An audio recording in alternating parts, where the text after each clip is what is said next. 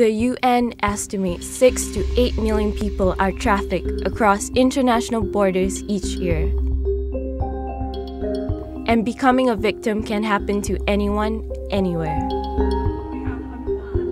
American Airlines attendant Donna Hubbard became a victim of human trafficking 38 years ago. She had been in an abusive marriage and gang raped. Her neighbor also took advantage of her vulnerable state.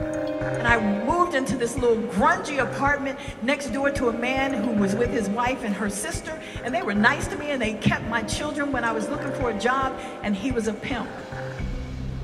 And he sold me to a gang. And the gang told me, you will do what we tell you to do or one of your daughters will. And I would do anything to protect my children. So I did what I was told because I wanted to live. And after 7 years of this back and forth, I realized they were never going to let me go. They were never going to leave me alone. And my daughters were getting older, and I knew something had to happen. I allowed myself to be arrested, and I went to prison. Because prison was my only way out. Hubbard opened up about her life to a counselor in prison, and her traffickers were eventually prosecuted. Because when this happened to me, no one was talking about human trafficking. You were either a prostitute or a whore, and there was nothing in the middle. Everybody know what I'm talking about?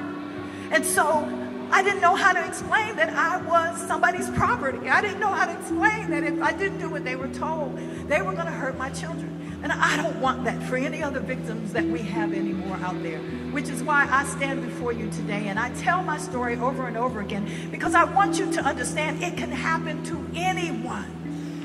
It can happen to anyone. In 2015, Hubbard joined Airline Ambassadors International, which trains workers at airlines and airports how to spot and report cases of human trafficking. You can look into the eyes of people that we see in airports and on our airplanes every day, and you can help that person. I wanted somebody to see me.